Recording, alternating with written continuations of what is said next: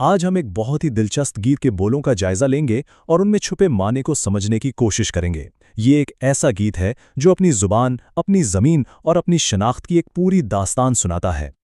तो सबसे पहली और सबसे अजीब बात, हमारे सामने एक फाइल है जिसका नाम है न्यू उर्दू, लेकिन जब इसे खोला जाता है तो अंदर उर्दू है ही नहीं, बल्कि अरबी जुबान में एक गीत के बोल मिलते हैं। अब ये तजाद ही दरअसल हमारी आज की खोज का नुक्ता आगाज है। तो सवाल ये उठता है कि फाइल का नाम कुछ और अंदर का मवाद कुछ और। आखिर ये गीत हमें बता क्या रहा है? चलें मिलकर इस गुत्थी को सुलझाने की कोशिश करते हैं। अच्छा, किसी भी कहानी को समझने के लिए ना सबसे पहले उसकी जगह को समझना बहुत ज़रूरी होता है। तो आइए सबसे पहले इस गीत के ज्योग्राफियाई दिल में उतरते हैं और देखते हैं कि ये हमें कहाँ लेकर जाता है। और यहीं आकर हमारी पहली पहेली हल हो जाती है। ये जो न्यू उर्दू के नाम से फाइल थी, वो दरअसल अरबी ज़बान में एक बहुत ही ताकतवर फ़लस्तीनी कौमी तराना है। इसकी हर एक लाइन अपनी सरजमीन और अपनी पहचान से गहराई में जुड़ी हुई है। ज़रा इस लाइन पर गौर कीजिए, यरूशलम, अका, याफा, गज़ा। देखिए, ये सिर्फ शहरों के नाम नहीं गिनवाए जा रहे हैं, ये तो सकाफती और तारीखी शनाख्त के सुतून हैं जो इस गीत को एक ज़मीन से, एक हकीकत से जोड़ते हैं। तो ये नाम मिलकर गोया एक नक्शा बना रहे हैं, लेकिन कागज़ पर नहीं बल्कि लफ्ज़ों में।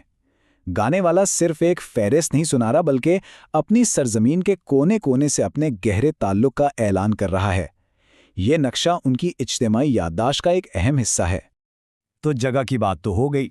अब आगे बढ़ते हैं और देखते हैं कि ये जुग्राफियाई शनाख्त एक ताकतवर पैगाम कैसे बनती है, क्योंकि ये गीत सिर्फ कहाँ की कहानी नहीं बल्कि क्या की कहानी भी है। इस गीत का जो मरकज़ है ना, वो कोई आम पैगाम नहीं बल्कि एक बहुत ही पुख्ता अहद है।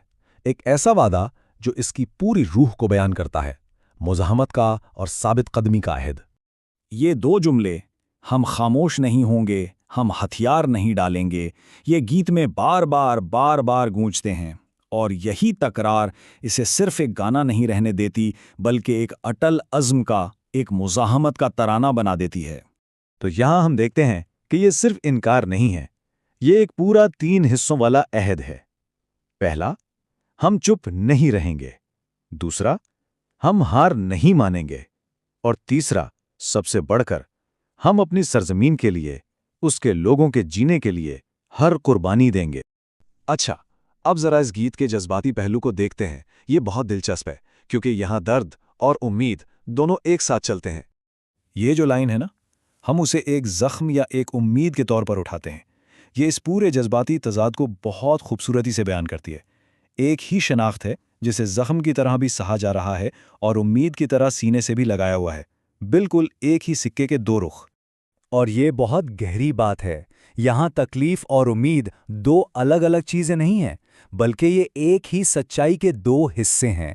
ज़ख्म जो है वो आज की हकीकत है और उम्मीद वो आने वाले कल पर यकीन है।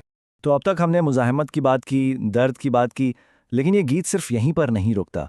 ये आगे भी देखता है मुस्तकबिल की तरफ। और वो मुस्तकबिल कैसा है, आइए देखते हैं, क्योंकि इसमें सिर्फ मुज़ाहमत नहीं बल्कि तामीर नौ का भी एक बहुत वाज़ेह पैगाम है। और यहीं पर इस गीत का असल मकसद सामने आता है, घरों और बागात की तामीर के लिए। मतलब मकसद तबाही नहीं, तामीर है। और ये सिर्फ इमारतें बनाने की बात नहीं, ये ज़िंदगी को दोबारा तामीर करने, अमन लाने और सब कुछ मामूल पर लाने का एक बहुत बड़ा इस्तिआरा है। तो आखिर में हम ये कह सकते हैं कि ये गीत दो काम एक साथ कर रहा है। एक तरफ तो ये अपनी मौजूदगी का एक अटल ऐलान है और दूसरी तरफ ये मुस्तकबिल के लिए एक रोशन खाका भी पेश करता है, एक ऐसे मुस्तकबिल का जहां अमन हो और तामीर हो।